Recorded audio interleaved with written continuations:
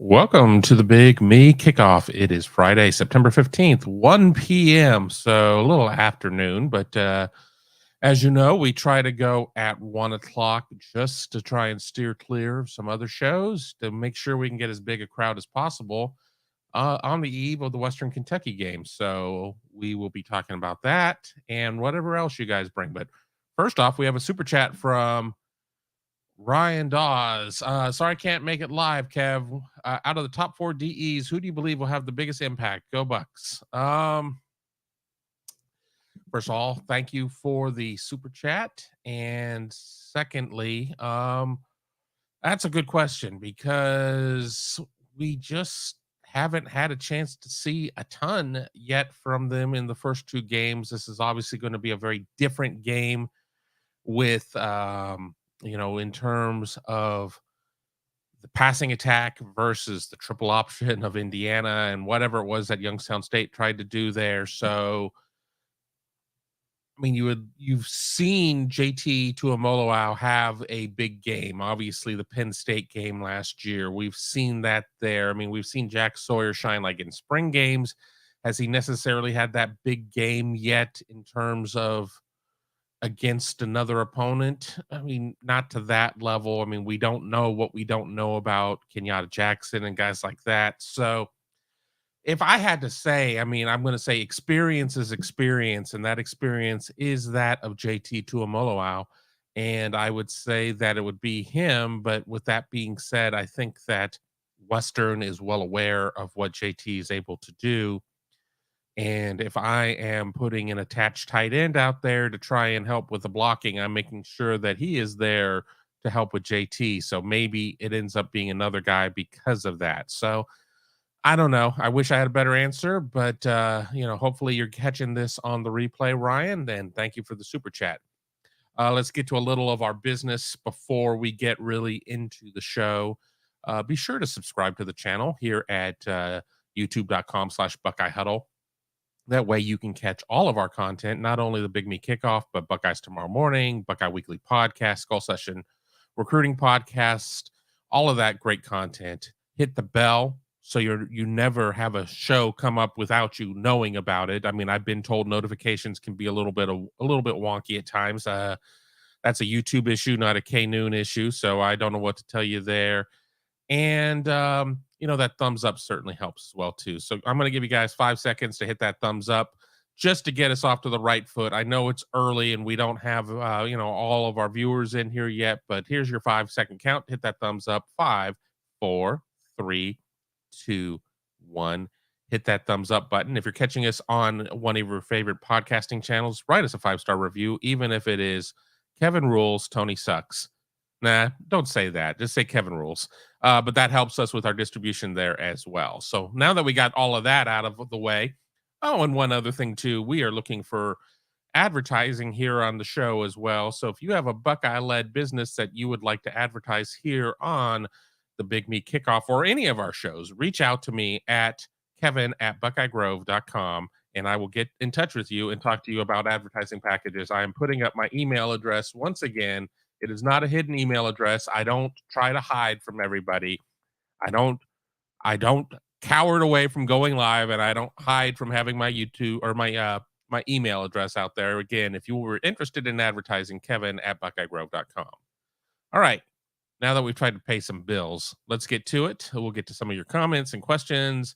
Bucktown Bully, go Bucks. Good, great viewer here. Always leaves a lot of comments there. Matthew Miller, coming to the game tomorrow. I'm pumped for me and my son. And the D-line showed up big tomorrow. Please shut him down and get that left tackle spot shored up in running situations. I think that there's a lot that I can unpack from there right now. First of all, really excited for you and your son as well to be able to come down for a game. Get down there as early as you can. I don't know how young your son is.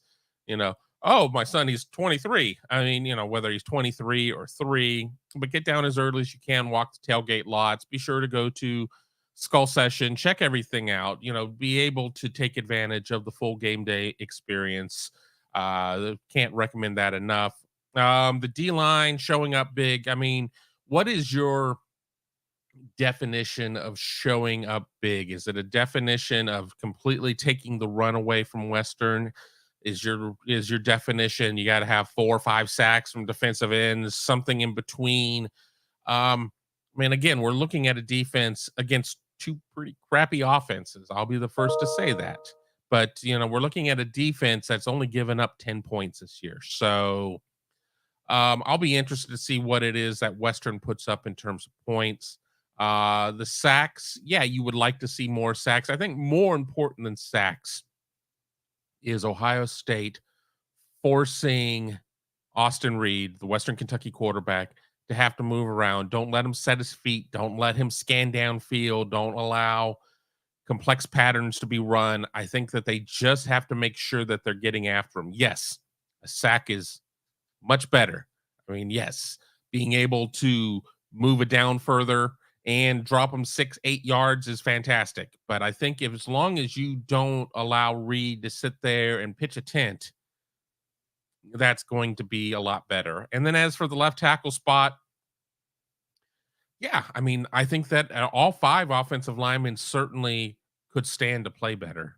I mean, certainly the left tackle spot has not been as much on lockdown as it was last year, but I don't know if anybody truly had that expectation. And I mean, it's okay to have that expectation, but the reality of it is that you just don't necessarily plug in another Paris Johnson Jr. That's just not what is going to happen. So there has been a little bit of a downgrade regardless of who you put in that spot. But the offensive line as a whole has got to do a better job in run blocking. Ohio State as a whole has to do a better job on third down, especially third and short, because we know they're running. We know they're running on third and short, and they've not been getting them at all. Ohio State used to be one of the best teams on third down conversion. Right now, it's one of the worst. And that's not being mean, not nitpicking. It's just a fact. It's just reality.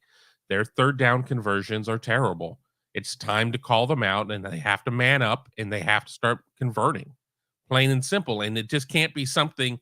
You don't have CJ Stroud out there being a near 80% passer in some games, and you know that you're just going to be able to throw for it. You don't have Dwayne Haskins, the late Dwayne Haskins. You don't have Justin Fields. You certainly are dealing with a younger quarterback who's still trying to get to speed.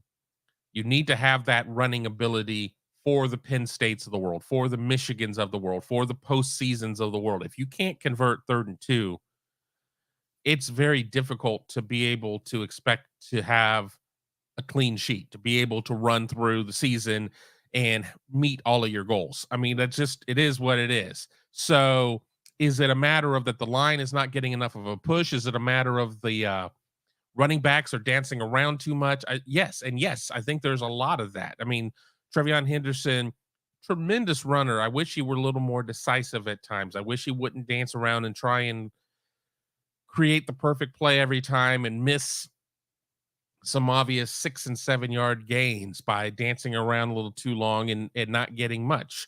I mean, Chip Trainum is a much more decisive runner. Mayan Williams is somewhere kind of in between. They have the pieces to be able to have a good running game.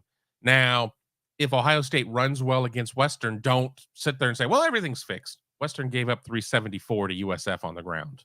So this is a really bad run defense, or at least was a really bad run defense in game 1. And generally, if you give up 374, I'm going to sit there and say that it's systemic. It's not one game. It is a much larger issue. So hopefully I covered everything that Matthew Miller had there. Glass Wing Butterfly, excited for tomorrow's game. Frank Corona is on board. He says hello. Hello to Frank. Hello to Mark. Hello to El Suzabo. Drowsy Dragon, just win, baby. Now, with all due respect to Al Davis, just winning isn't enough for Buckeye Nation. Ohio State just won the first 2 weeks. Ohio State didn't cover. Ohio State didn't look particularly fantastic. And boy, did we hear about it. Boy, did we hear about it. So I don't know if just winning is enough. You better win and do some things. But at the end of the day, there's not a style points column on the standings. It's not there. You got to win your games. Whether or not you win by 1 or 100, doesn't really matter in terms of wins and losses. Now, as for that committee in Grapevine, Texas, toward the end of the year, they may notice, but I don't even know what I'm saying right now. Just winning isn't enough, I think. Jordan Kapler saying hi to Sue. So we're getting a lot of our hellos over here. Jordan Kapler asking me, what did I say to Kyle that made him so mad in the game trailer? I said to him that Jordan Kapler has been very mean to me this year and that I don't stand for it. And he agreed and he got very pissed off. So you should probably be nicer to me. I know we're in September. 2024 is the year of somebody else, and then I will be in on the nice comments. So I just have a couple more a couple more months to grin and bear it. But just know once the lights go off and the recording stops, the tears flow. I'm very sensitive. I can't handle it. Uh, and that's why I'm glad that Frank has got my back. So take that, Jordan. Um, Here we go with Drowsy Dragon. Kevin, after how we have looked so far this season, am I still optimistic we defeat the Irish? Yes. Yes. Maybe not as I'm not going to be laying 3 scores right now at this point. Hell, it's been a challenge to see Ohio State get 3 scores. But I've seen some advanced lines. The line was 7.5 prior to the season, and your futures or whatever. I've seen some more recent that have Ohio State as a 2.5 point road favorite. So I will know a lot more coming out of this game. I'm not saying that Austin Reed is necessarily Sam Hartman, but I'm not saying that he's not in terms of his ability to use the whole field, to throw the ball around. I'll say this. I like Western Kentucky's receivers better than I like Notre Dame's. But I'll say this, I like Notre Dame's running backs better than I like Western Kentucky's. But I'm not a huge fan of Notre Dame's running game.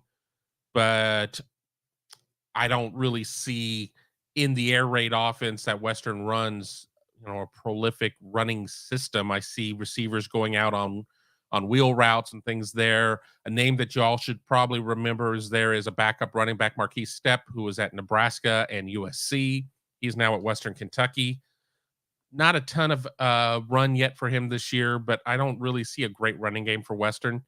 But when you look at Austin Reed, he is a quarterback that I guarantee you the NFL scouts have as much of an eye on as Sam Hartman, just based on what he's been able to do. I mean, I don't remember what the number was, 4,500 yards, something like that, throwing last year. I mean, you wonder in some ways though how much of those numbers are inflated due to the system, but physically and ability wise, he's very impressive. I mean, he is a very good looking thrower, but he's not a 75% thrower in my eyes.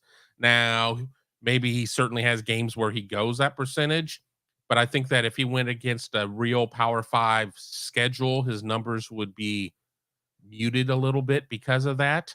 But I mean, I think that once we get out of this game, I'll have a much better read for what I expect out of Notre Dame, at least in terms of what Ohio State's defense will be able to do against the Ohio State offense and vice versa and everything else that's going on there. Sorry, just got a lot of stuff swirling right now. So, make sure that you tune in next week for my tale of the tape. I've already kind of built the framework of it. I haven't written a word of it because I need to see Ohio State. I need to see Notre Dame this week, taking on, I think it's Central Michigan. I'm not sure off the top of my head.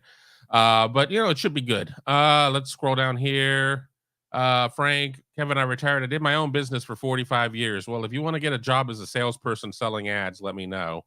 Um, I don't know what I have to offer. I mean, I guess we have to sell some damn ads, but great that you're able to retire. I would love to retire. I've got like about 4 cents saved for retirement, so I'm never going to get to retire.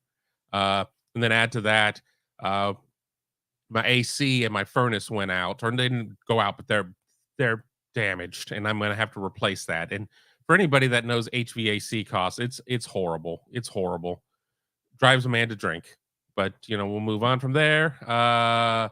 Glass wing butterfly saw that one of my cats was here. Yeah, Scarlet, the old cat, she has been a real pain. She's 16 and kind of clingy, but she's also cranky. and she's been a challenge lately. She's been a challenge. Doug Shepard, yep, thanks for doing this. I'm glad to do it. I mean, I'm going to try and do it most Fridays. Next week, I promise you, I will not be able to do my show on Friday due to travel to South Bend. But I have a feeling we will have some live content coming up. It just may not be under the Big Me Kickoff banner, but we will have some content coming up for sure throughout the weekend as we travel to Northern Indiana for the Notre Dame game. Odysseus, more likely Tony will eat a hot dog with mustard or wrestle the Hilltopper mascot. He really does not like mustard. And he really seems to be pretty neutral about the Hilltopper mascot. So I think more likely he wrestles Red Grimace. I would like to see the two of them go at it in knocker balls. How about that, though? If they go knocker balls, who are you taking there? I mean, I don't know how you get Big Red or whatever the hell they name that, whatever the name of that Red Grimace is, how you would get him in a knocker ball. How about Tony in a knocker ball and Red Grimace just as Red Grimace? I would pay to see that. Frank Roan, what a great atmosphere on game day. One of our regular Michigan fans, Antoine Johnson. Hey, Kevin, I've noticed Lil Day Day. Hold on.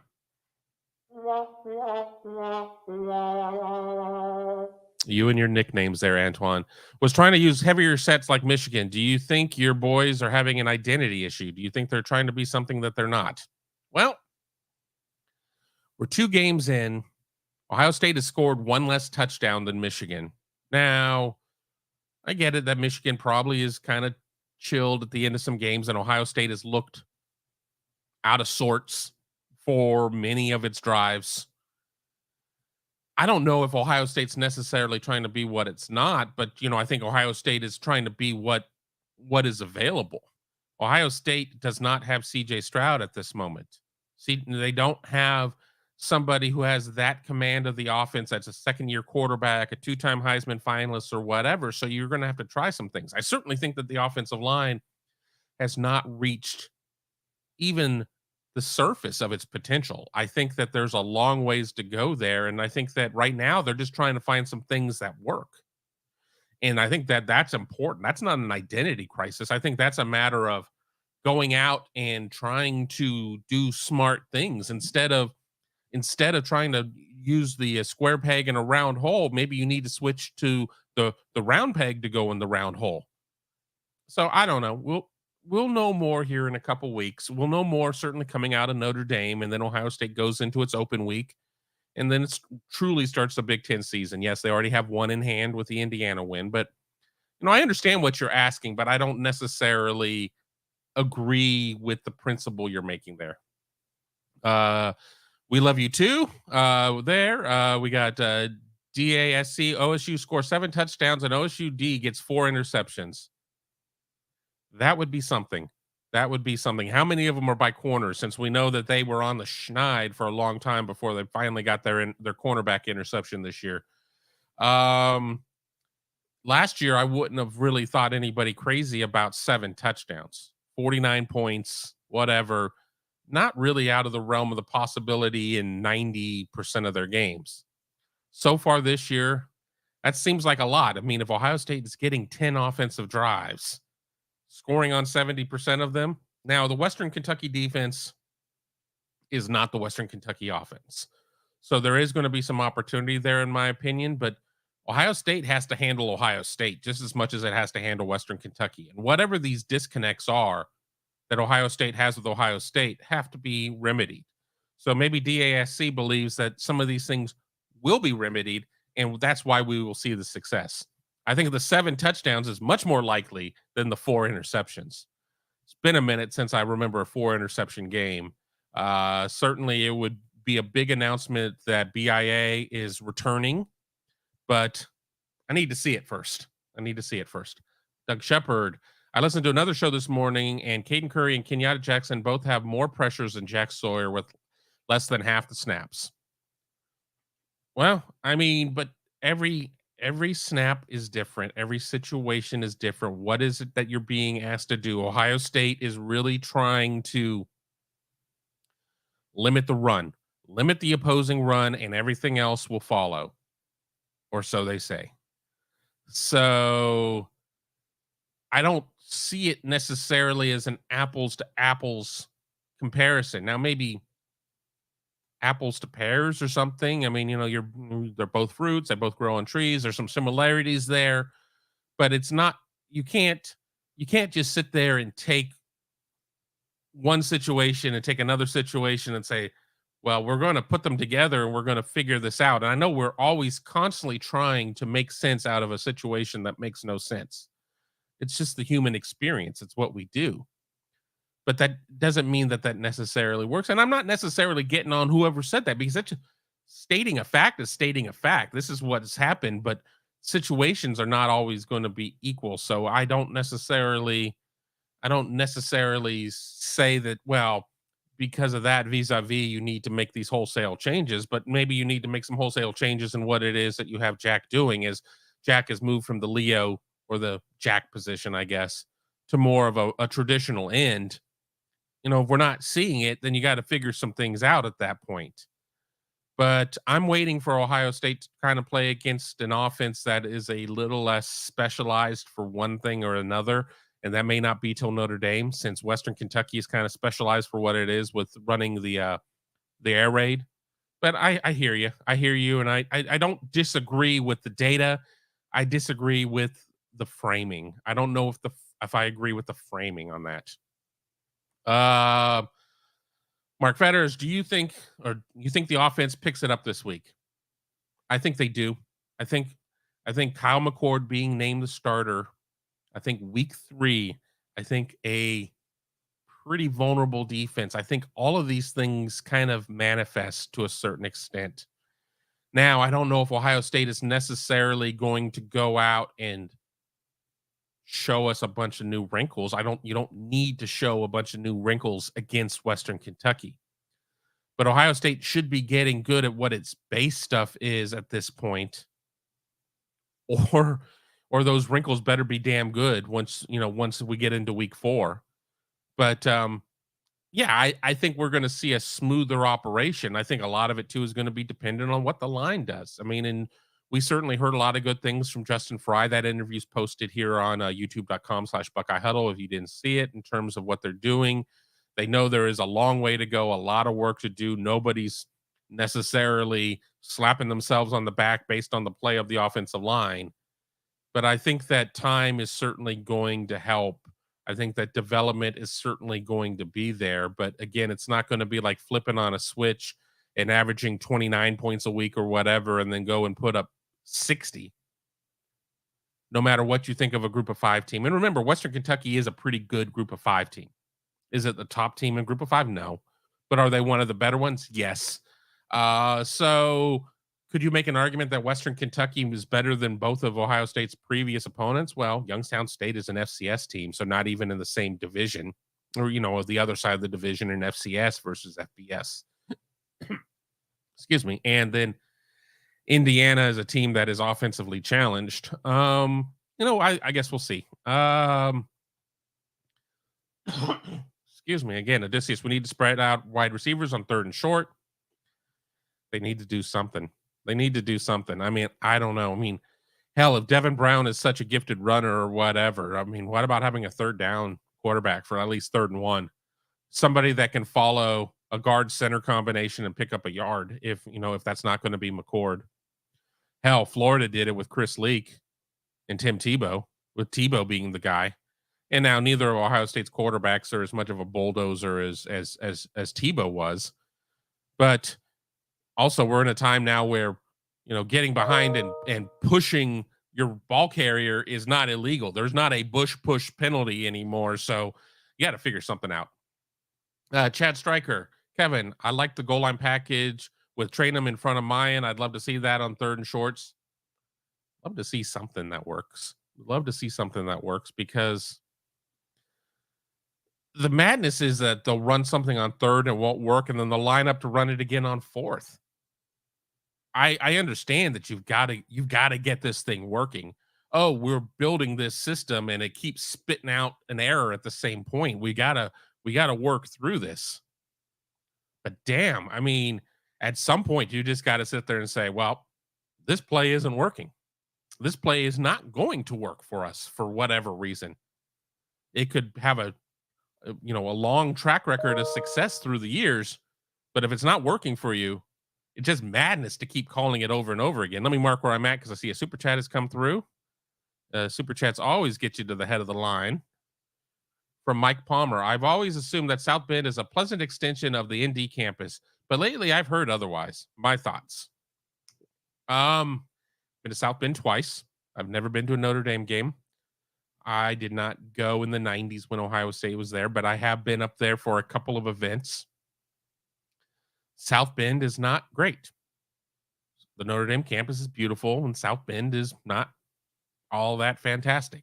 Now, not saying that it is horrible. I'm not saying it's just an Indiana town, maybe with a little bit more edge to it. I mean, I don't even know. I mean, for those of you who don't know Indiana geography, it's kind of north. I mean, it's off of the turnpike, so north Indiana, kind of central part of the state ish, closer to the Chicago side.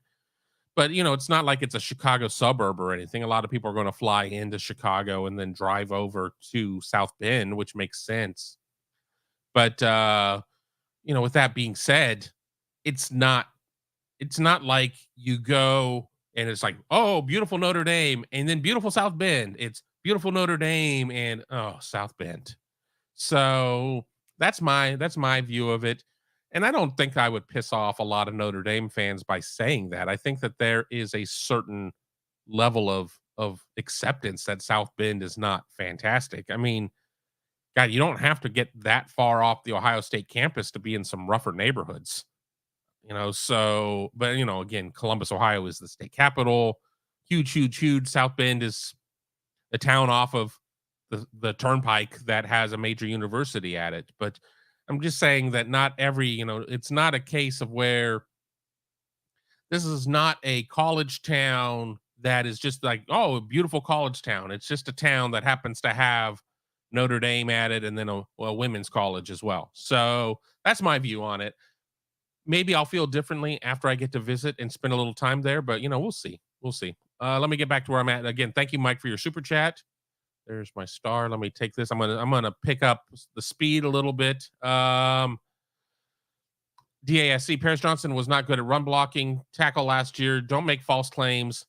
Paris Johnson was better than anything that I've seen right now out of the position. I mean, I don't feel like I'm making a false claim. It's certainly a case of it's not going well at this point. I'm not ready to say that they need to make a change at the position. I really want to see Josh Simmons be successful.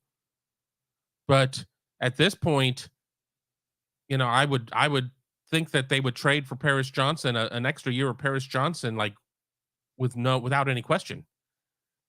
This is the one that I hear all the time. Quit running stretch plays to the short side of the field. I hear you. I mean, you're certainly people are like, well, you got lesser numbers there, but you got the sideline acting as a defender, a very big defender that doesn't miss tackles. So I don't necessarily understand that. And here's one of the issues that I run into in terms of gathering information. With me being the videographer for us, I'm often stuck at the camera. And there's a lot of time after interviews on Wednesdays to where you can kind of walk and talk with the coaches.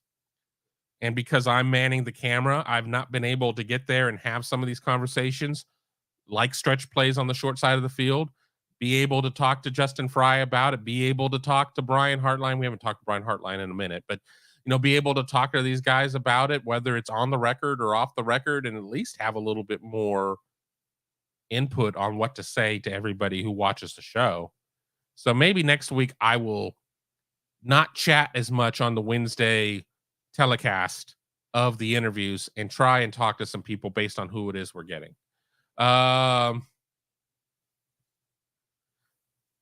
Dragon saying, I think we might want to put Devin in when it's 3rd and 1. I think he probably commented on that before I said it because I'm way behind on comments as usual. Everybody's going to know what's coming, but there are sometimes that you're able to execute something at 95%. And if you're able to execute that at 95% versus the 30% that they're clicking on at like 3rd and 2 inside or whatever it is, I'm willing to take that.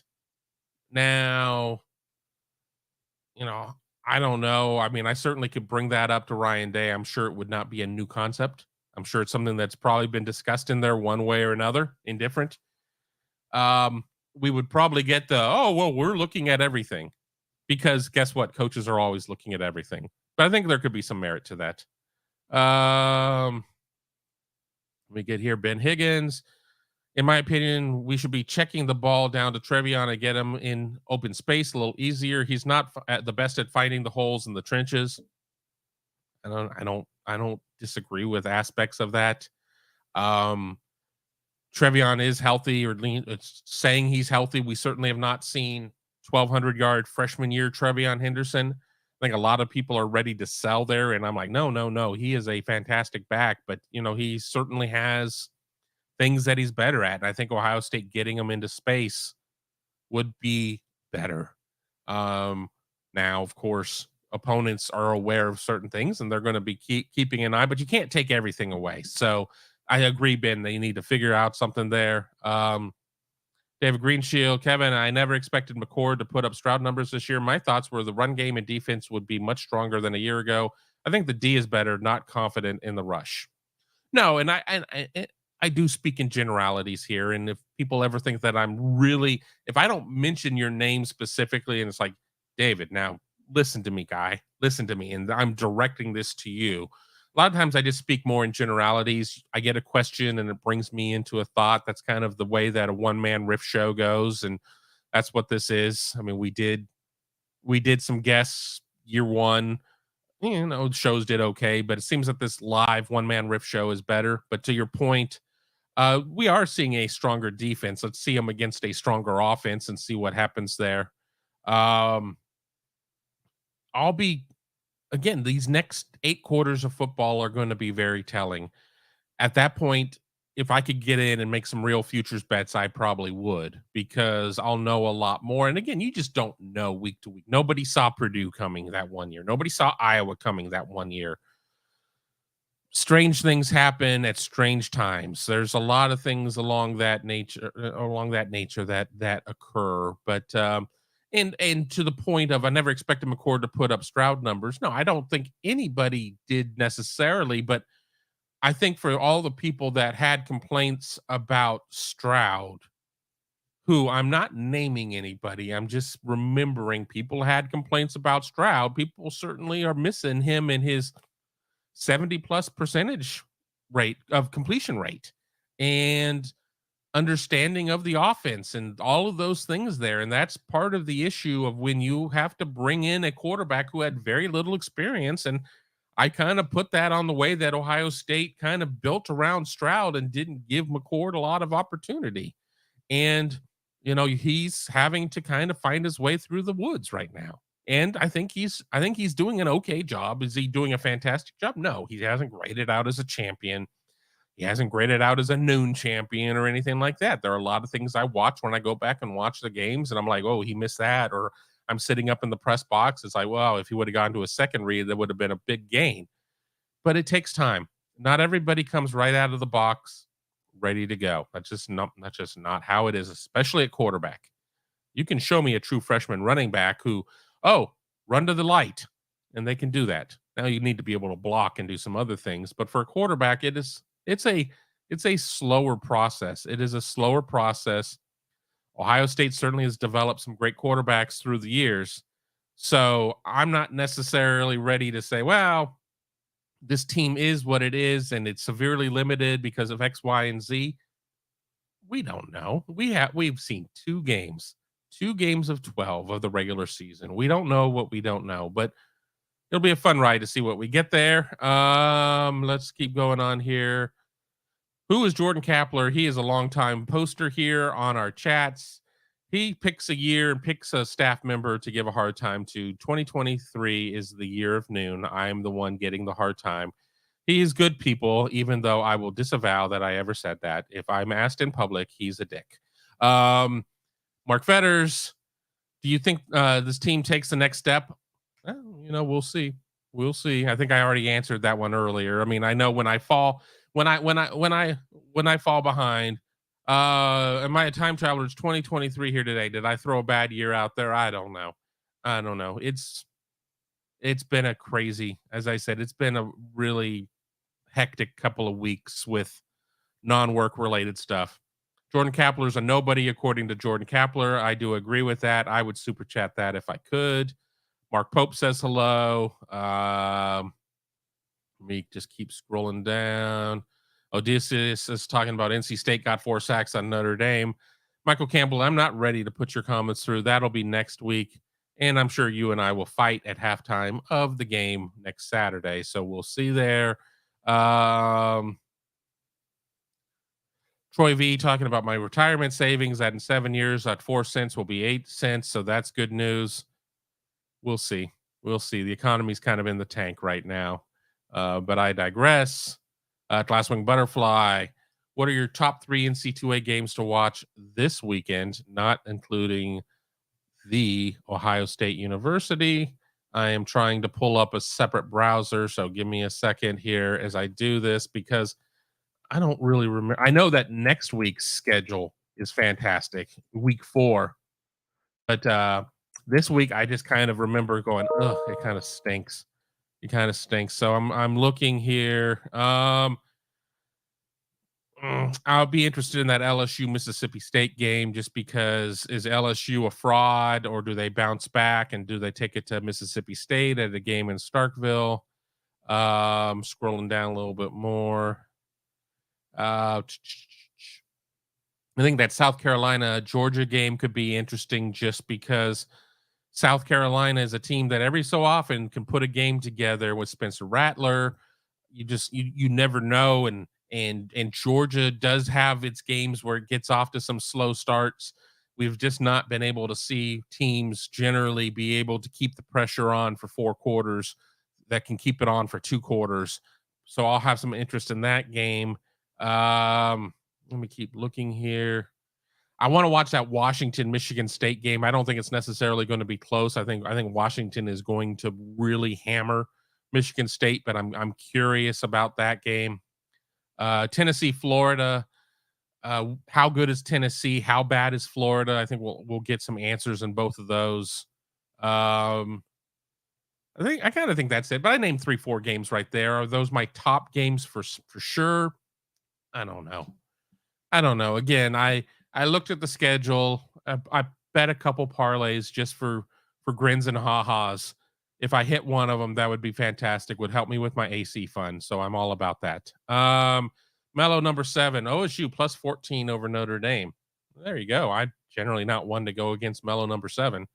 But I know I was going out and saying big scores early before I really saw the product from Ohio State this year. I'd probably back down a little bit, but I definitely like Ohio State by by more than a touchdown at this point. You know, if Ohio State goes out and gets, you know, exposed by Western, you know, if Western comes out and throws for 325 yards and 4 scores, I reserve my right to change my mind. But at this point, I feel pretty good. And the reality is, Michael Campbell notwithstanding, I don't think that Notre Dame is a top 4 national type of team. I just don't. I don't. NC State kind of screwed the pooch in that game, and credit to Notre Dame. Once NC State let up, Notre Dame did not after the rain delay and everything else. But I don't see a world beater type of team. Now, you can obviously say, well, you can't say that Ohio State's come out flat a couple of games and Notre Dame hasn't. That's true. That's why you have to play the game. That's why you have to play the game. And we won't know anything until we know something. And that's why I'm looking forward to seeing the game. But I don't have any Notre Dame win in the same realm as Texas's win or Florida State's win or some of these other wins at this point. We don't know what we don't know there. I mean, yes, they went and played a semi-league game on the road. Ohio State went on the road and played an actual league game. So both of those are going to have some comparisons in terms of at least you're playing somebody who is Power 5 and in your conference, in Indiana's sake, sort of in your conference with Notre Dame, and it's weird commitment issues in terms of being in a conference for reals. But we'll see. We'll see. Let's pick up some speed. What with this? I've always had a lot of sound effects on this soundboard. Tom and Tony don't like it when I use them, or at least they tell me they don't like it when I use sound effects, but I'll use them a little bit more. We gotta up the fun quotient on the show a little bit. Let's just keep going here.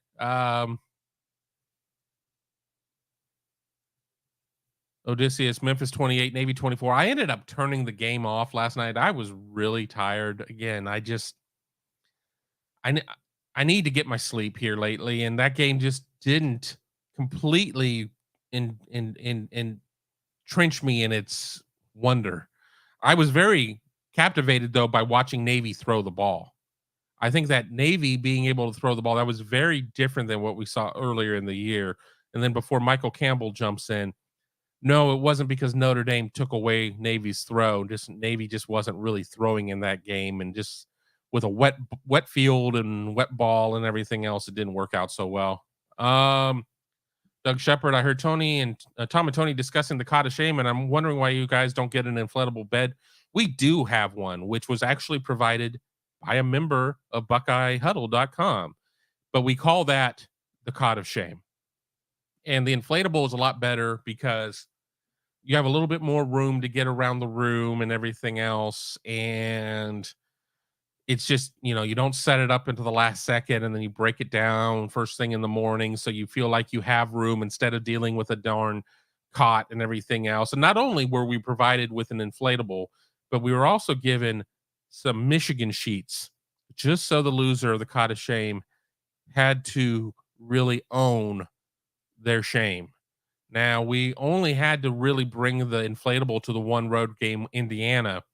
Now, we do have all of the other trips. I don't know what Notre Dame is. Mark booked that one. Mark Givler booked that trip. But all the other ones, we have two beds and a sleeper sofa. But I still think that we need to at least bring the Michigan pillowcase. So whoever the loser is has to still own that shame.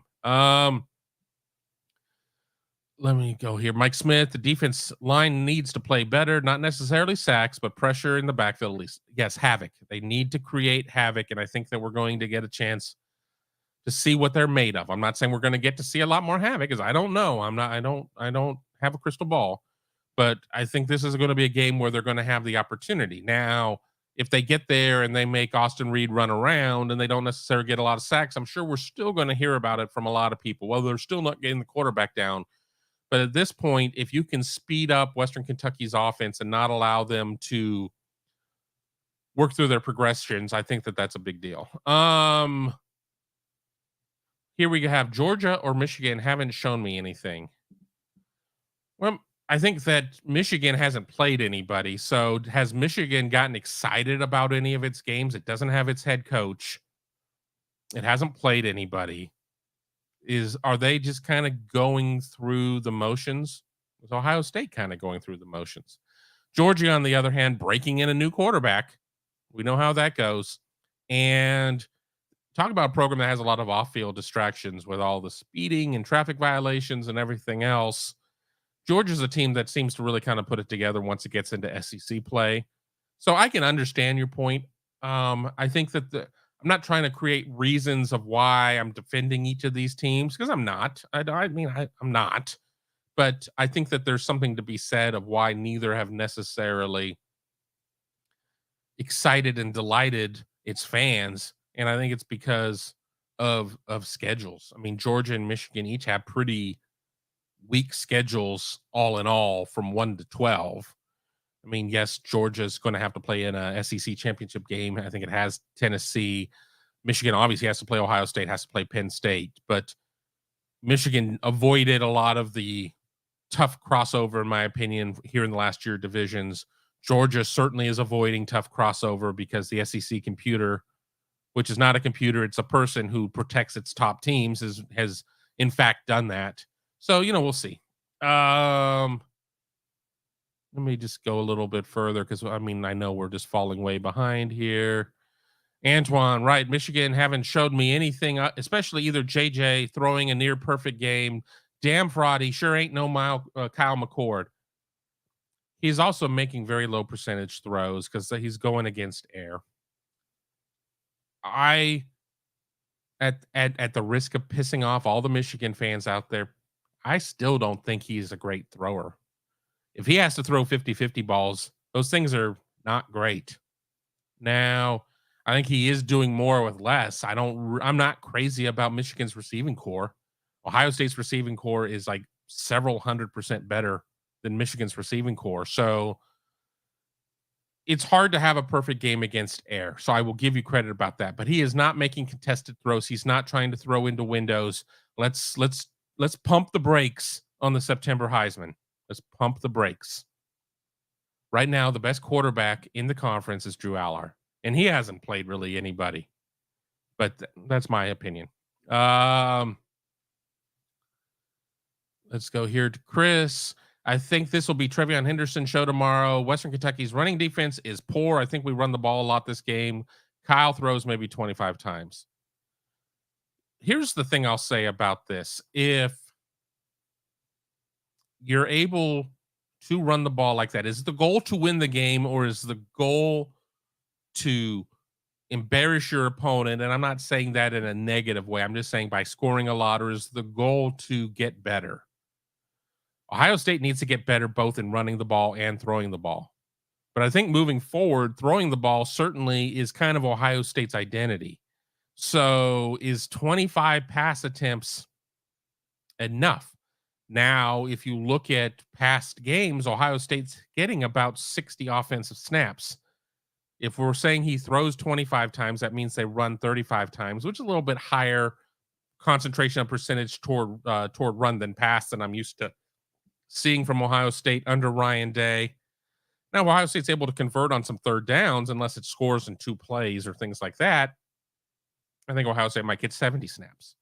If Western Kentucky sits there and doesn't bleed the play clock down to 7 seconds to snap the ball, I think Ohio State could get 70 offensive snaps. And then at that point, it's certainly not going to be 25-45, in my opinion. It might be 30-40. 30 pass, 40 run or something, but the opportunity is going to be there running the ball. And you do want to get Trevion Henderson, Mayan Williams, and Chip Trainum. You want them to build on some successes. So I think running the ball is important, but not to the point of not letting Kyle get some live fire action out there. Let me just keep going here. I know I'm going to be I know we're going to be skipping some questions, and I apologize, but we just can't get to all of them. Here we go. Mellow 7. IU and Western Kentucky would beat both the teams you played, ECU and UNLV, GTFOH. Now, Mellow left Youngstown State out of there. So, I mean, I think that's fair. And let's not forget that Michigan is playing BGSU this week. And I think that Western would beat BGSU. IU, I don't know. I mean, maybe I don't know how I feel about IU. I mean, certainly saw them, take Indiana State to the woodshed, but I want to see a little bit more Indiana, but neither team has necessarily gone out and played against the 27 Yankees yet. Michigan's schedule, again, is certainly worse from 1 to 12. It's certainly worse. And anybody that supports Michigan or just hates Ohio State that says otherwise is FOS. So you got to play the games that are in front of you. It is what it is. So much stuff is, Ward Manual at Michigan does not control what the Big Ten computer spits out, does not control the fact that Michigan doesn't draw upper teams from the West. Ward Manual does, in fact, control the non-conference schedule and signing those deals. But I remind Ohio State fans that Ohio State's 24 out-of-conference schedule is pretty crappy. But I think everybody's Big Ten schedule is going to get a definite injection of challenge with the addition of the 4 new teams via expansion. But Ohio State's 2024 non-conference schedule is bad. So I'm very careful not to hang my hat on that nail because, glass houses. Now, Ohio State, year in and year out, its non-conference schedule is generally pretty decent, at least in terms of having that one marquee matchup. It's just not there. Ohio State was supposed to go to Washington, and based on this, that, and the other, they didn't do the series or whatever, and plugged it in with DeVry. So I don't know, but I agree with Mello's point to a certain extent. I mean, it's not like Ohio State has played 3 games against the YMCA. Antoine, if you're going to keep coming at me and tell me to keep coping, JJ doesn't play a whole game. It doesn't change the fact that JJ is not a great 50%, 50-50 ball passer. And it is what it is. I mean, at this point, Michigan has scored 1 more touchdown than Ohio State. Has scored 7 more points than Ohio State. Where am I wrong? Where am I wrong? That's what the stats say. Michigan's coach of the day or coach of the half has made the decisions to make those personnel changes. Ohio State's gummed itself up with this quarterback competition that now is officially over. But, we'll see what Ohio State looks like with having an actual real, named starter and not a competition. Now, I'm not saying necessarily that Ohio State is suddenly going to become this offensive juggernaut that we're going to be like, wow, when did Pat Mahomes transfer to Ohio State? I'm not saying that, but you can only go with the data that you've got. Blank name. Anyone would have beaten Indiana week 1. That team did not try to win. And sorry, but there's no reason why Youngstown is not D1. Well, I'm not necessarily getting in on Youngstown State, but I will say this. Anyone would have beaten Indiana week 1. Really? I don't know about that. Maybe Indiana ran triple option and some things of that nature because it knew it was playing Ohio State. Maybe Indiana runs the offense, at least runs the style of offense it did against Indiana State if it's playing Louisville or, I don't know, Washington State. Or, I mean, I'm just naming other Power 5 teams at this point. Arkansas. So I'm not willing to accept that anyone would have beat Indiana week 1. Yeah, now if Indiana comes out and says, well, we're going to run exactly the same offense we ran against Ohio State in there, well, then that's problematic. The good news is if you play a different opponent, it doesn't mean you necessarily have to play the same roster of plays. You have not scripted your 70 plays on offense and, well, damn it, I have to play what the list says. Things change. So I find that first statement categorically false. Mellow 7 is UNLV still Division 1. They stink in every sport, men and women. Well, it's been a minute since they were good at men's basketball, but boy, those were some fun teams to watch in the early 90s. Frank wants to know if Lou Holtz was the head coach when Notre Dame won the Natty. No. Lou's old, but he's not that old. Let's just keep scrolling down here. Brian DeGroff, do you think OSU reverses and speeds up the game and wants to run, or do they try to be explosive? In order to sit there and speed up the game, you have to have success. You need to, I mean, if you're going to sit there and run some more no huddle and not do the, hurry up and then look and see or whatever, you got to build that off of a successful play. You can't sit there. I mean, it's like, it's like when you can run a fast break in basketball and some things along that nature. I mean, you just can't just sit there and be like, all right, we're still playing station to station and we're going to speed up second down and third down. If you sit there and on first down, you throw an incompletion or you run for 2 yards, booking it back to the line to run again isn't necessarily going to get it there unless you're doing something, unless you're trying to trap defense out there and you're not making a lot of substitutions. But I think you do try to speed it up if the opportunity is there, and that'll be a good problem to have because that'll mean Ohio State is prolonging drives and not stalling out as much. Brian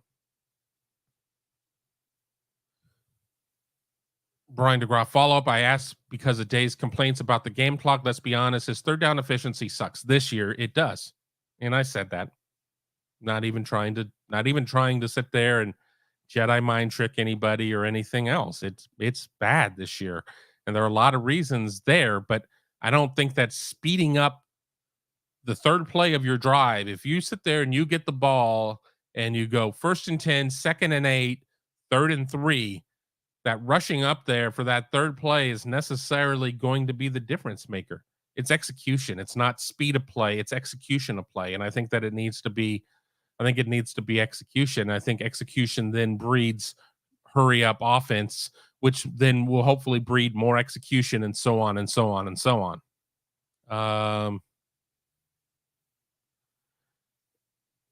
Here we go. Blank name. Brian Hartline is scheming in the darkness. Better bring a flashlight to find him. Ha ha ha.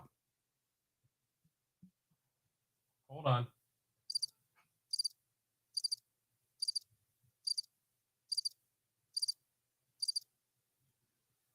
All right, next. Market X. Unless it's a Tebow jump pass, I'd rather give it to one of the several 4-star tailbacks. They have been. It's not been working. Maybe change it up a little bit. I don't know. I'm just spitballing. I get it, but I would rather at some points on a 3rd and 1 see my quarterback follow the guard center combination than line up a play 3-4 yards in the backfield only to get stoned at -1 yards. So the preferable goal would be to use one of your talented running backs. But until then, sometimes you have to find other measures. Let me keep rolling here. I'm trying to stay out of some of the fights that are going on. Well, I get drawn back in. Stop it, Kevin. McCord is better than CJ. I was told by OSU fans that he'll be up for the Heisman because little Day Day is training. We're 2 games into the season. Let's slow our roll on passing judgment on what McCord is. Anybody who said Kyle McCord was better than CJ, I think was probably pulling your leg at this point of a first-year McCord versus a second-year starting CJ Stroud. There certainly are some comparisons between the first couple games of McCord and the first couple games of Stroud. That's not to say that McCord is suddenly going to morph into Stroud. McCord is a different quarterback in a lot of ways. But I don't even know what you're trying to prove here other than just see how many people you can get angry. Troy V, I'm actually looking forward to seeing McCord progress this year. How dare you? Antoine does not like that type of comment. I think this team has the talent to withstand a few hiccups, but the kid has a skill set that by the end of the year could be great. I don't disagree. Antoine does. Let me keep going here. John Alexander, good seeing you, John. You certainly were a regular last year and hope to see more of you. The defensive tackles need to start shooting the gaps. We need some sacks this weekend before Notre Dame. The defense must come through. I'm not really concerned with the offense. I said that on a show earlier this week, that what would mean more coming out of this game? Ohio State holding Western Kentucky way in check, or Ohio State's offense going out and lighting up and scoring 50? And I said, I think it's the defense, because you're going against an offense that puts points up, an offense that can throw the ball all over the field. Yes, they can't really run the ball. I get it. They are a one-dimensional offense, which certainly has its issues. Lord, I know.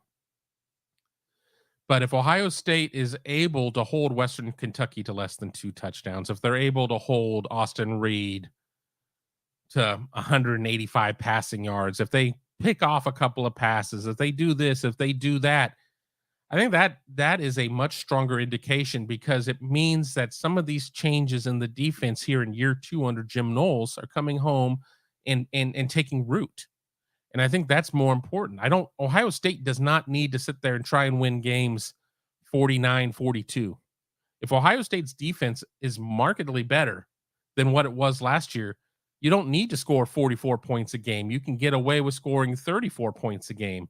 If you're sitting there and you're holding opponents to 13 points, 14 points, and we know that numbers don't always tell the story. And just because, you could go and hang 140 points between Rutgers and Maryland, or some combination of teams, and that's going to skew your numbers. But I think coming out of this game, if they have a lot of defensive success, I think that bodes very well. I think if the offense comes out and scores 50 and the defense allows 35, I think you're going to hear a lot more concerns because, oh no, here we go again. Defense is not good, will be the cry. And even with the offense scoring 50, well, it was just Western Kentucky. They can't play defense. What does that mean? So I'm of the mindset that Ohio State's defense needs to come out and make more of a statement. It's more critical for Ohio State's defense to come out and make more of a statement. But why not both? Why not score 50 and hold Western to nothing? Is that too much to ask for? Apparently, yes. What did I make up? We'll figure it out. We'll figure it out here in a minute. I'm so far behind. Let me see how far behind I am. Way behind. We're going to start skipping a little bit more. We're to the point in the chat where we were talking about games when I was asked by, I think it was Glasswing, about what games I was looking forward to.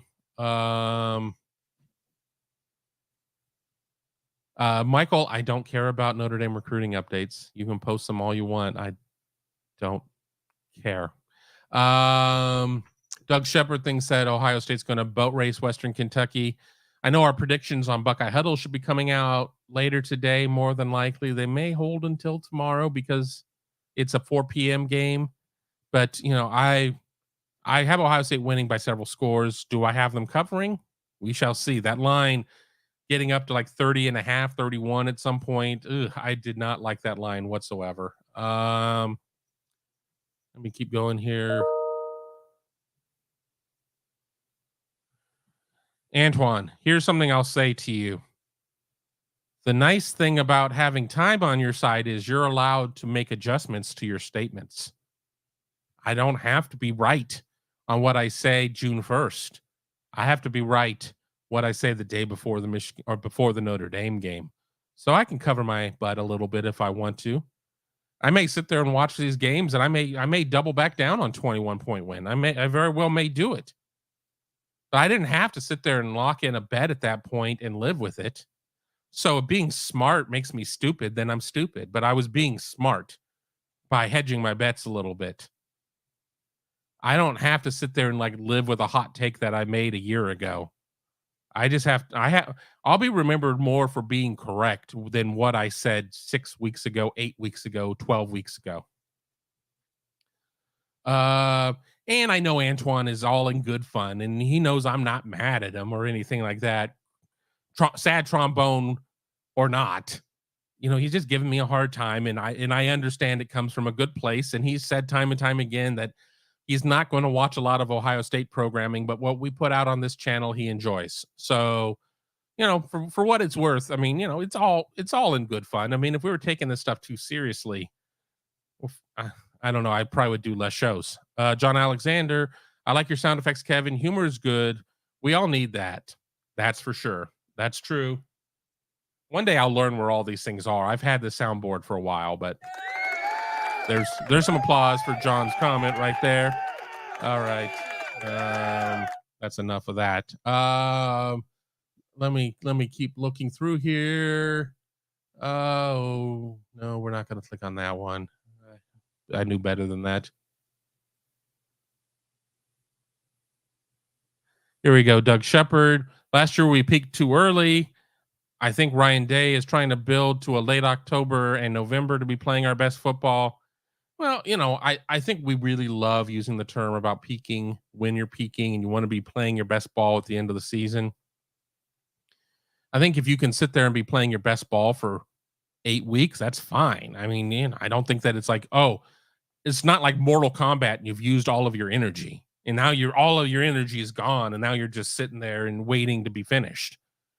But I think that Ohio State, certainly the way that the schedule is, not having Notre Dame week 1 like it did last year, some of these other things, having a conference game, but not its toughest conference game by any stretch of the imagination week 1. Ohio State has not had to come out running per se, has not had to come out, had like a 10-foot on-ramp to the interstate and has to be going 70 miles an hour. This is a nice long on-ramp. And while Ohio State has not necessarily completely stayed in its lane on the on ramp, it's still going forward and still accelerating toward getting on to the super speedway to see what happens. So I agree to an extent, but let's also not, drive with the limiter on just for the sake of trying to save it until you get to late October. It's kind of like in a baseball game when your favorite team puts up 16 runs in a game. It's like, whoa, whoa, whoa. We need to save that for this whole series, guys. Let's slow down. You'd like to score 16 runs every game. Um, Blank name still on the anyone would beat IU. They laid down for Ohio State. Anyone who argues different is lying to themselves. Sure thing, buddy. Sure thing. I will laugh at this comment though. Upper teams from the West, no such thing exists.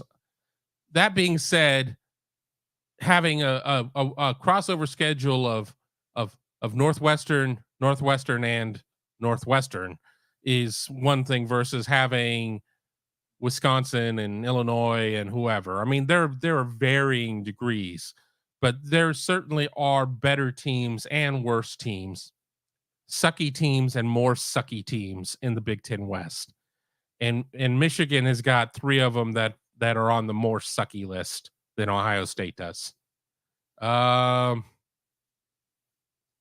me keep scrolling on here. Ohio State has not played any D3 games. Who have they played in D3? Youngstown State is Division One FCS, which is still Division One, but it's FCS. It's a football championship subdivision. It is not D3. Ohio State is not playing Wittenberg or Otterbein or anybody like that. So just wanted to clear that up for you. Mike Smith, according to Harbaugh and Yoder, JJ is Andrew Luck, and UM's wide receivers are best in conference. How dare you challenge that? Not trading anybody off of Ohio State's receivers that have put up any stats this year for Roman Wilson. I'm not. End of story. Period. Done. Put it in ink. Close the book. I'm not. So whatever Yoder says, and Yoder and I have a good time sparring on social. So I mean, there's no animosity there. I don't really have much experience with Harbaugh. He did not like a question I asked at their Ohio State media day last year, but I have no real run with Harbaugh, so I don't know how he feels about me. But Yoder and I get along. Let's keep going here. Antoine's give me completion rate all day. That's fine because we know that completions are more important than touchdowns. Mika's here. Hi, how are you doing, Mika? Let's just keep going. We'll just keep scrolling. We're almost caught up. We're getting there. Glasswing, Kevin, could the addition of Brian Hartline into offensive planning be causing some of the issues we see on offense? It's a lack of execution, in my opinion. I don't think it's a. Brian Hartline was already involved. Honestly, I don't really see that the donuts are being made any differently right now here in 23 than it was in 22. I think the reason I got 24 on the brain is because I had to write a recruiting story this morning. I don't see it being significantly different in how plays are designed or game planned or called. They're not being executed as well. And you're going to have that early in the season with some new pieces and everything else. And let's face it, it's a long time from when you play your bowl game to when you play your first regular season game. You can have all the practices in the world, spring game, whatever. It's not a replacement for playing games. So I don't know if it's a Hartline issue. I don't think a Hartline has got his finger on the let's run the lose 1 yard play on 3rd and 2. I just think it's a case of they're not executing and they're losing a yard on 3rd and 2. So that's an issue. I want Ryan Day versus Oregon level of obnoxious passing this Saturday, which flies in the face of what somebody else said about run the ball 40 times in the game or whatever. I guess we'll see when we see. what happens and what's there and what's available. I mean, Western could sit there and say, we're not going to let you beat us by running the ball. And they could sit there and put all their receivers out on an island. It would be a very quick game in terms of Western Kentucky's life expectancy if it did that.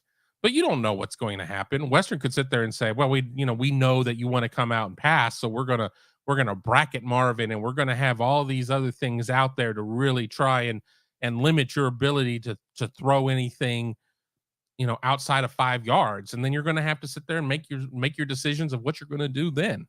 So it would be interesting to see Ohio State come out and just go for the blitzkrieg. But the problem with that is that you need to make sure that you're prolonging drives and you're doing some other things. You got to have a good mixture. I mean, we talk about, oh, 250, 250, 250 running, 250 passing yards or whatever. That was a big Urban Meyer tenant that, turned into 300, 300 when the offense was really clicking. You need to have a decent balance. I don't think you can really load up on one or the other. Let me keep going. Again, I'm getting past a lot of the other, just the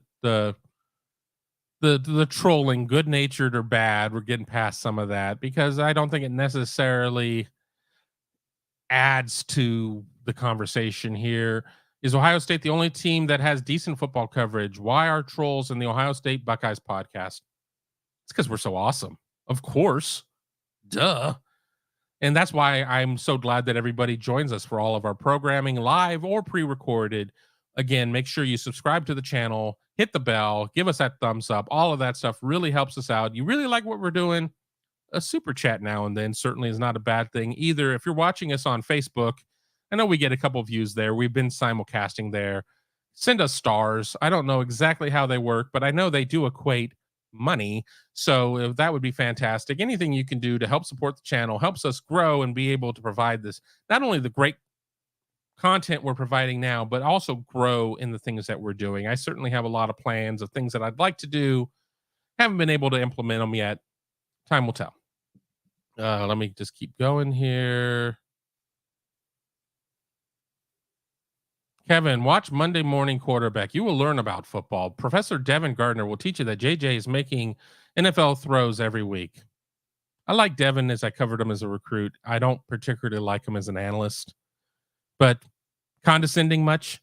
I mean, if you want to keep this going on, I can just stop putting your comments on. I mean, let's not be condescending. All right. Thanks. Steve Buckholtz. Go Bucks, just jumping on to say, hey, and that we better beat these clodhoppers by 40 at least. Gotta go. OH. Hey, Mark. Hey, Kev. Hey, Steve. Glad to see you there. Certainly want to see you more over at Buckeye Huddle. Not a member of Buckeye Huddle, be sure to sign up there. That is my day job. The podcasts are all just part of the product. For a price of a crummy pizza, you can sit there and get all the best Buckeye coverage out there. So be sure to join us over there.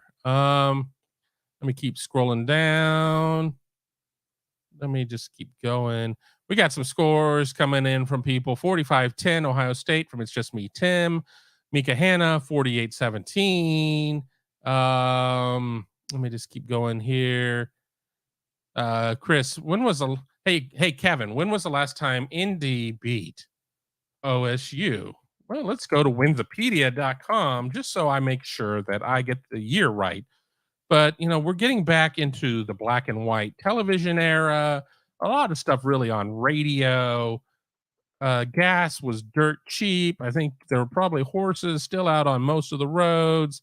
And we would have to get to 1936, a 7-2 win by Notre Dame in South Bend.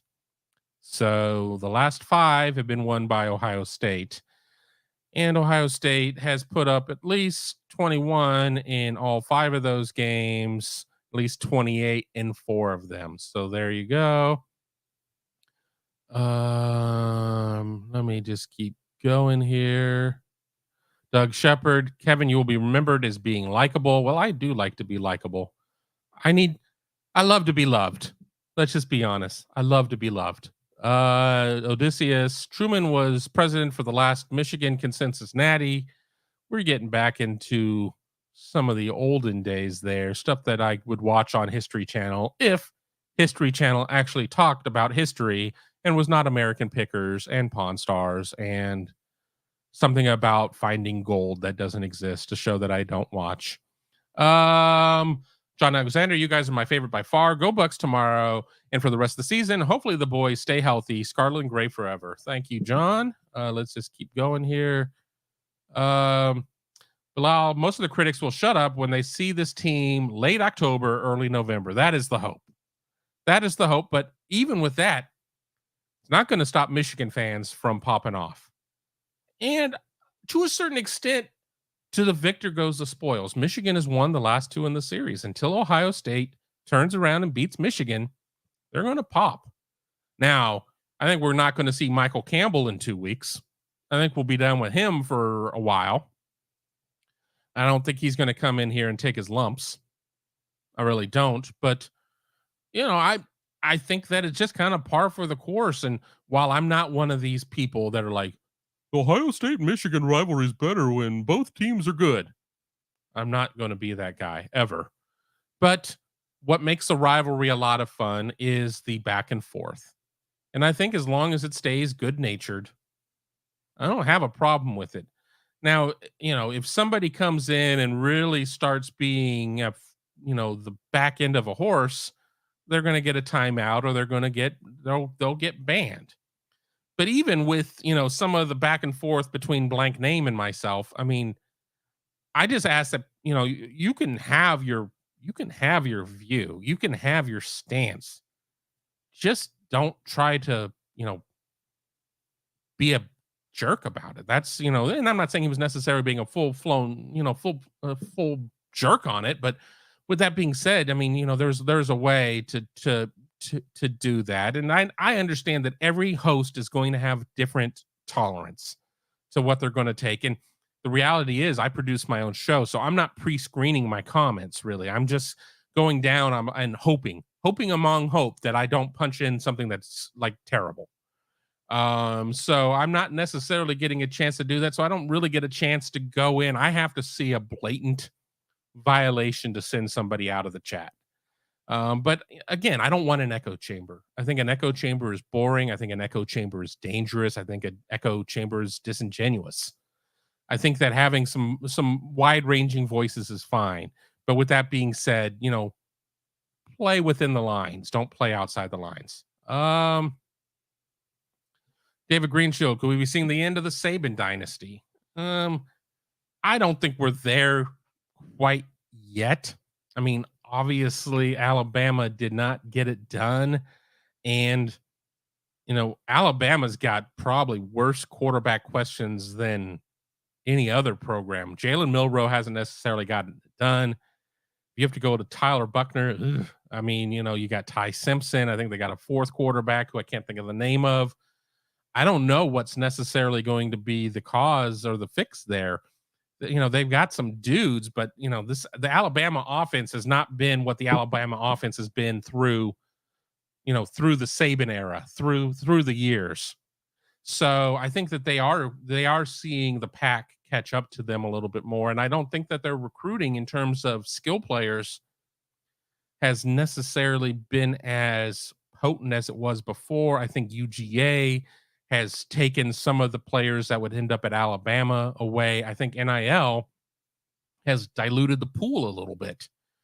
If you can sit there and go to XYZ state somewhere and still get $600,000 in the portal because you are like their main focal point and you're playing a ton and, the NFL is still going to find you. I mean, I think there are going to be guys that are going to be like, well, I'm playing for the immediacy. Versus I'm playing for the long run. I'm playing for the development. I'm playing not for the first NFL contract. I'm playing for the second NFL contract. Ask Nick Bosa about that second NFL contract. It's a nice neighborhood to live in. Mika believes that Jaden Ballard should return kicks and punts.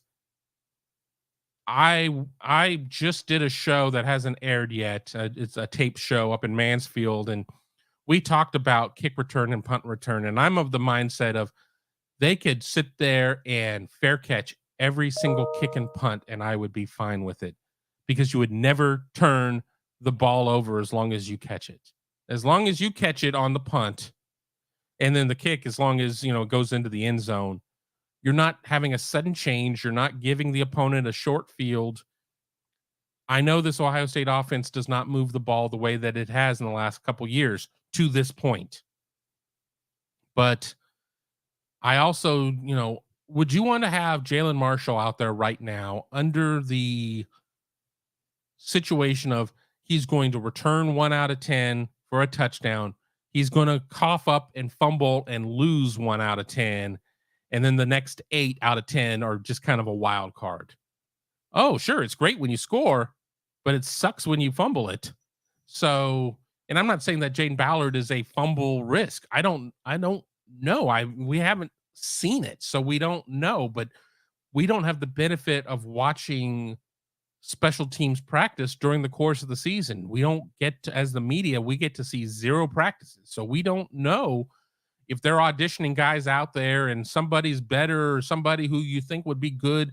I mean, why not have Noah Rogers out there or somebody like that, or Bryson Rogers, some of the young guys? I mean, we just don't know how they are going to respond under pressure. So you just, no, you don't know. You don't know. So, I mean, I understand what you're saying, and it would be nice for Jaden Ballard to get him involved in some more aspects of the game. But, this isn't a situation of where you're just trying to make everybody feel good. Because if you're trying to make everybody feel good and you lose the game, you're going to make nobody feel good. So you need to put the guys out there that are going to put you in the best position. And I don't think that having somebody out there, oh, sure, he may break you one for 30 yards at some point, but he also might put it on the ground, is necessarily the most best idea, in my opinion. Pardon my English. Let me keep going here. Kevin, I believe we should be ranked number 1. Between number 1 and number 3, we beat Notre Dame, Texas, FSU. We would be the only other 2 teams with comparable wins. Well, here's the thing that we know. If Ohio State wins a game ugly, Ohio State seems to be one of the first teams nationally that gets its butt called on that. I've never seen a team move down as much as Ohio State for winning games.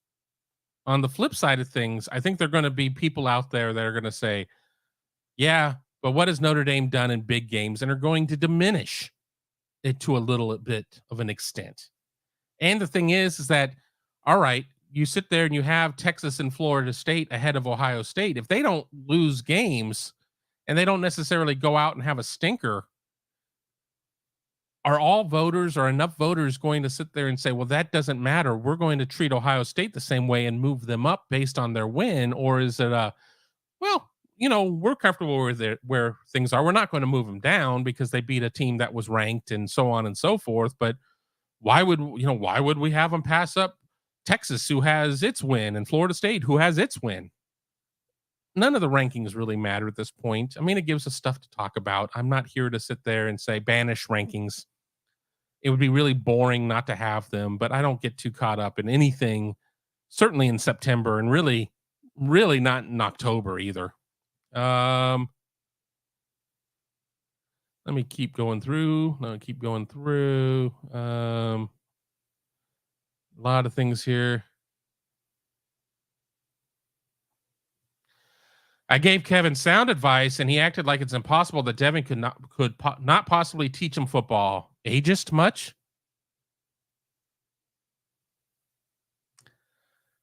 All right.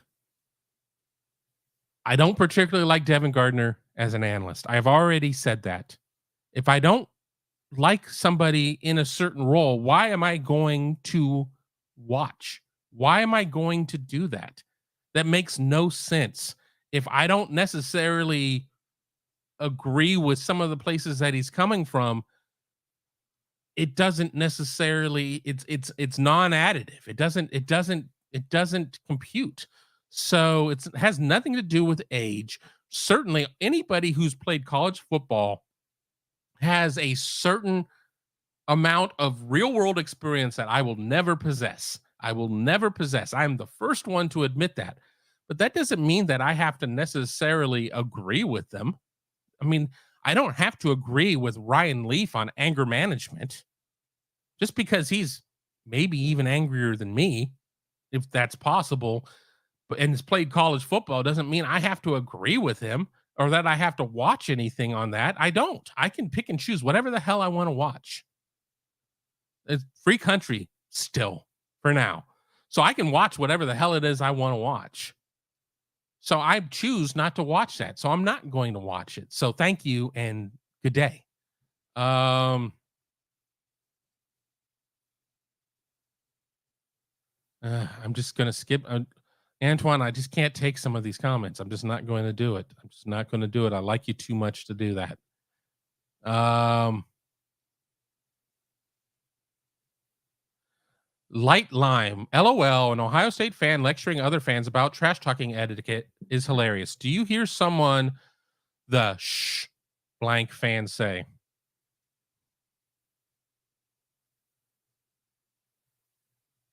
All right. And I'm sure there are people listening to the podcast just on their favorite podcasting channel who have no idea the faces that I'm throwing right now, but I just don't understand some of these comments and whatever. Brian DeGroff, who is my playoff dark horse? 2 weeks in is very difficult for me to even sit there and say that I've got front runners. I don't know. I mean, I don't know. We've seen most teams not even play a Power 5 opponent yet.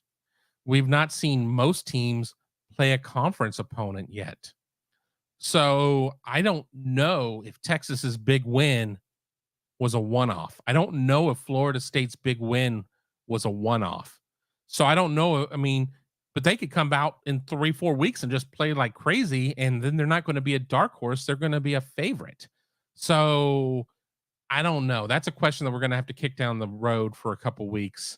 I mean, I don't want to throw teams out there and then have them thrown back at me.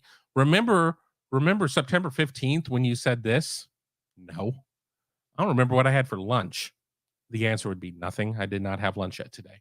But, I don't generally remember stuff that happened earlier in the day, let alone what I said 6 weeks ago. So I don't want to get pinned down on that.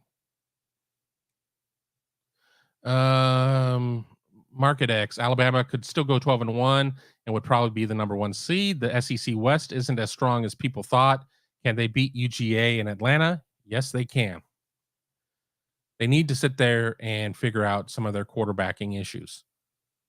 At some points, it's looked like more of a struggle bus than Ohio State's had. Some points, it's looked like less of a struggle bus than Ohio State has. There are some, excuse me, serious cracks in the foundation with this 23 Alabama team. Yes, they absolutely could go 12-1. Absolutely. They could also drop 2 more games, 3 more games. I mean, it is entirely possible. Could Ole Miss beat Alabama? Ole Miss can't get caught looking forward to LSU, who is truly much more of a rival than Alabama. I know a lot of Ole Miss fans would sit there and rather beat LSU than Alabama, my wife being one of them.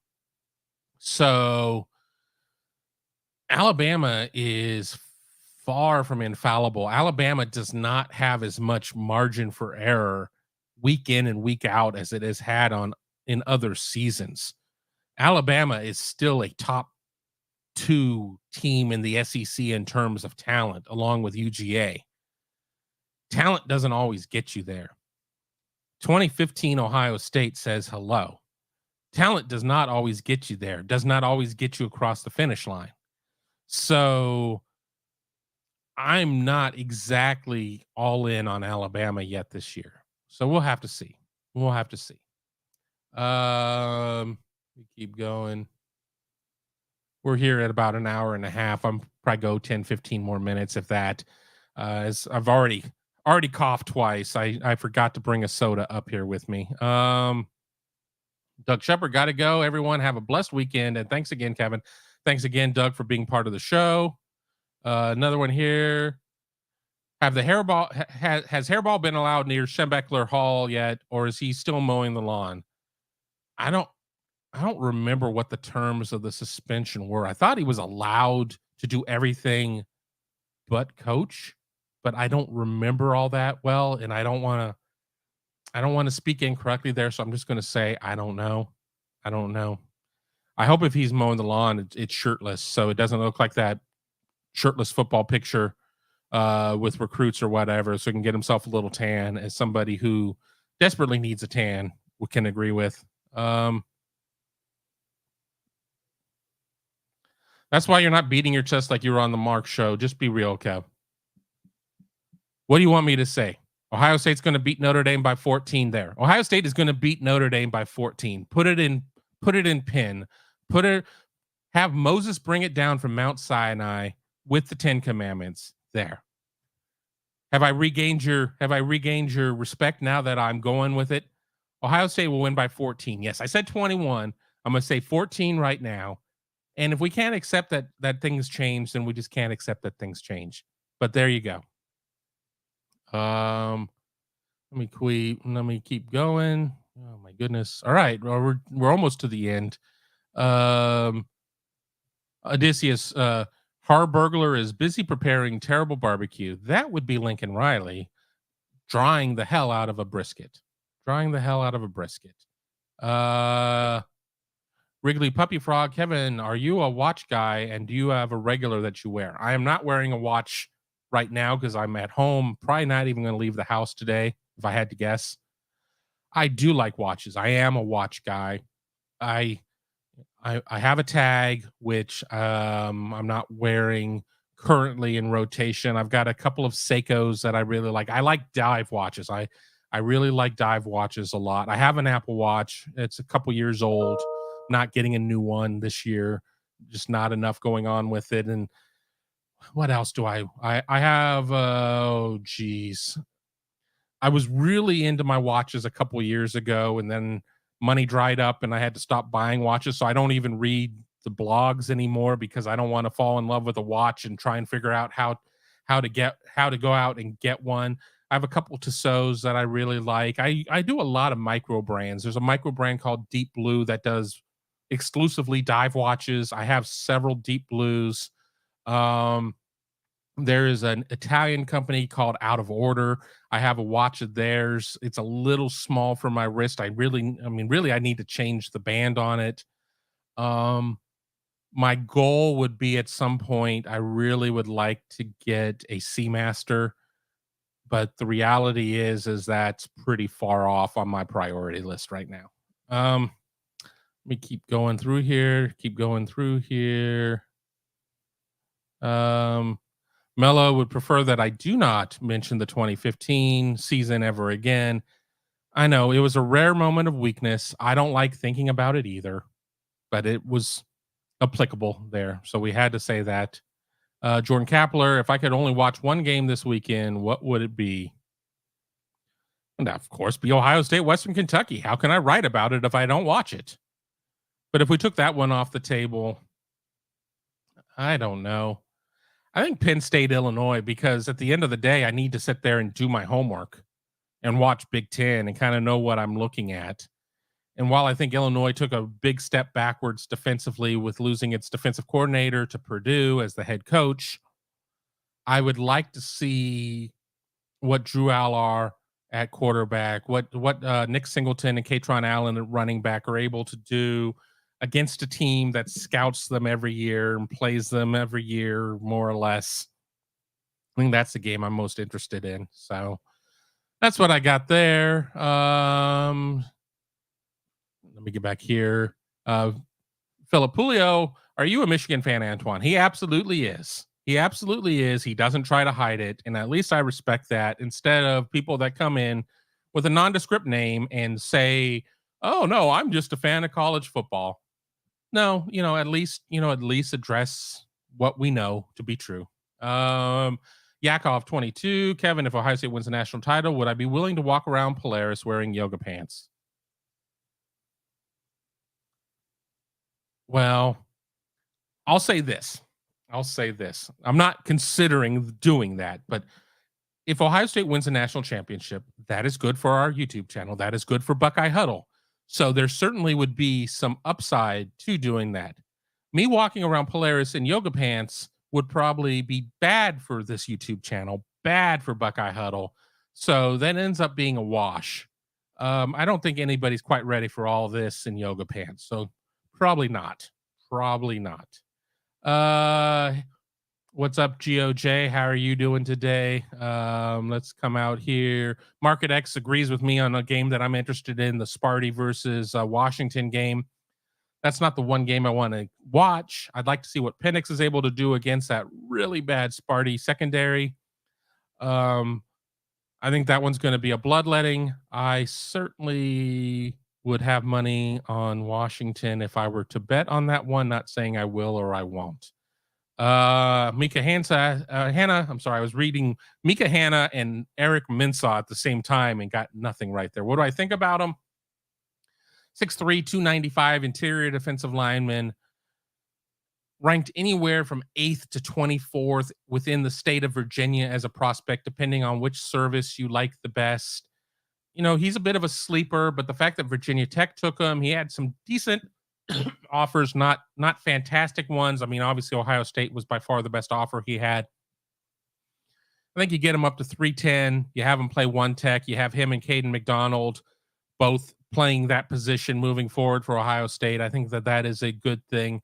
I'm not saying that he's as much of a sure thing as Justin Scott by any stretch of the imagination, but if Larry and the rest of the staff saw something in him, there must be something there. But let's remember the 10-80-10.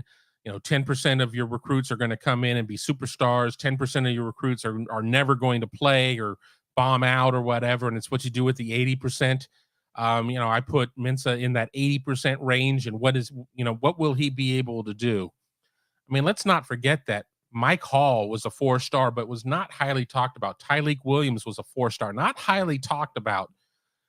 You just don't know what you're going to get. You can go through Ohio State's linebacker class of several years ago, the one of Gant, Pope, and Mitchell. Gant's having a nice career finishing up at Toledo.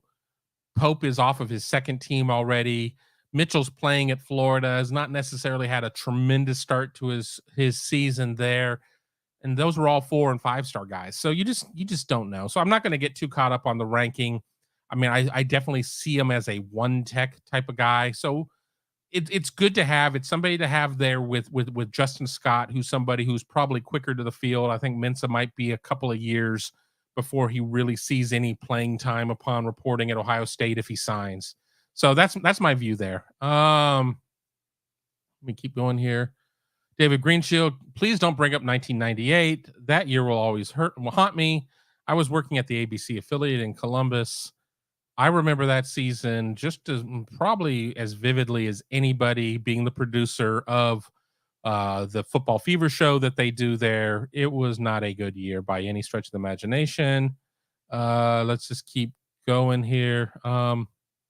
Did Huddle do a video or have one in the works from the flip from VT? I have not had an opportunity to do one. We have a story that is on the front page. Alex Lightman is attempting to get in touch with Eric. We have not done a video because, honestly, I've watched his tape once, and I don't know a ton. Mark is probably getting ready to line up whatever his high school coverage is today. I don't feel like I know enough about Mensah to do a show on my own, so probably not going to have one on him. I think, though, something we will have at some point is where we maybe do positional groups and maybe talk about what they have there and what the board looks like.